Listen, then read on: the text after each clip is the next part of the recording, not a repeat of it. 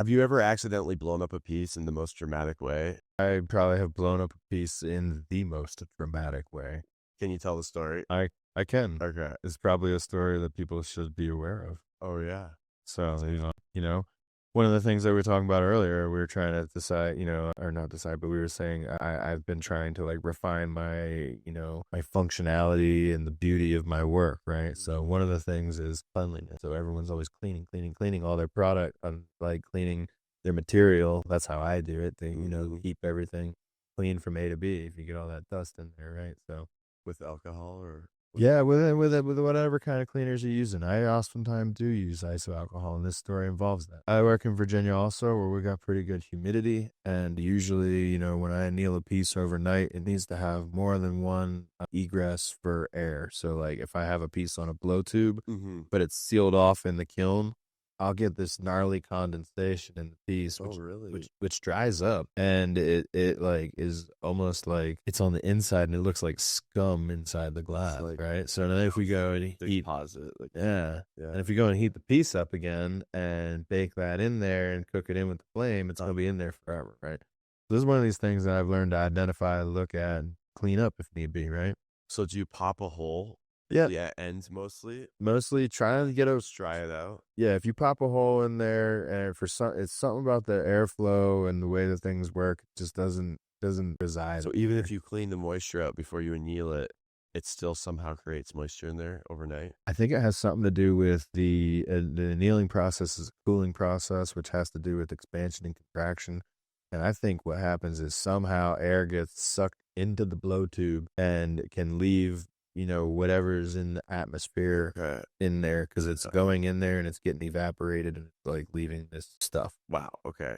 The point here is that there was some stuff inside of the piece I was working on. So what I did was I opened up a hole, cold worked a little hole in the would be downstem area, and I'm gonna tell you, this is like a piece that's 14 inches tall. It was a triple stack skull rig that had faceted base, all this really nice work made out of ruby slippers from North Star.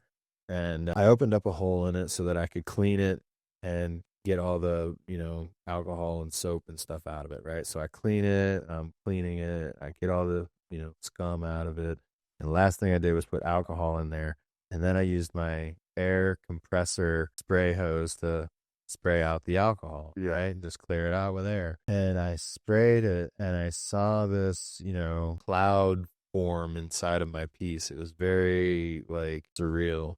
I was almost unsure what I was looking at. Okay. And I stopped for a second. I looked at it, and I have a buddy that was actually there cleaning the shop. And I was like, yeah, I was like, see this? I hit the air compressor again, and the whole pipe just exploded with violence. I mean, like a bomb was inside of it. Whoa. And this cloud that was forming, what was it like?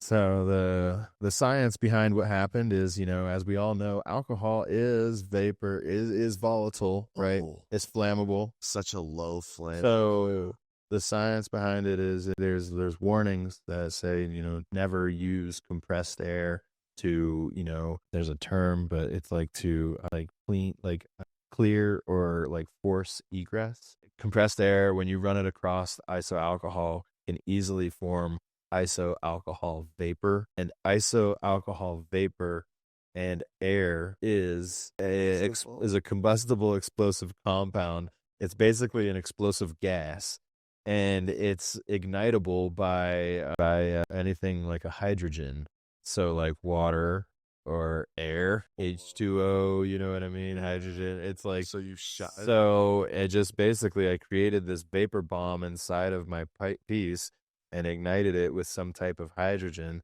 and it just exploded. Oh my God. Days and days of work. I mean, days and days of work gone. Yeah. And I mean, honestly, I'm super lucky I didn't lose an eyeball. I had no safety glasses on. My buddy that I told you was cleaning, he got nicked on his wrist, just a little nick. Cut. And yeah, I mean, he was a little, just a little cut. I got one teeny little one on my cheek. Oh my. They were very superficial, very nothing.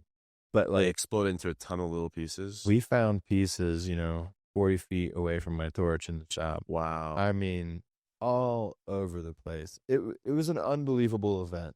Boy. And really, all I gotta say is, if you guys are out there cleaning your pieces with iso alcohol, do not use your air compressor, because you're gonna be, you're gonna be in a bad way if it gets set up the way I was. It's not good. That's a hot tip. And Explosive tip. And I looked this up. Save your life tip. I looked it all up online to make sure that you know what I mean, because I had to find out exactly why it was bewildering. Yeah, so not even ignited, just the vapors of it with rushing air causes it to That's right. explode. That's right. And I'm not gonna lie, it was super violent. It gave me a little PTSD. I was Really? Did it make a bang noise? Oh yeah, it exploded. It was like an explosion, like pow, yeah, it just popped, and just like glasses blew everywhere. I mean, and like the next time I used my compressor like hose, I was like, sure, that's the experience. yeah, it was so crazy, So I always, I do still clean with alcohol, but I like to add in distilled water. If I'm like doing my final rinse after I've iso alcoholed, it will be with distilled water. If I need to use a compressor to clear it out, especially. But a lot of times I've kind of just changed my ways. I found different methods to dry things out and get it out, because again, that was a really sketchy thing, man. Yeah. So yes, that happens. You don't want it to happen again, I'm sure. No. All right. Thanks for tuning in to the Robertson Stash Podcast. Hope you enjoyed today's episode. If you want to support us, please hit the like button and subscribe to our YouTube channel.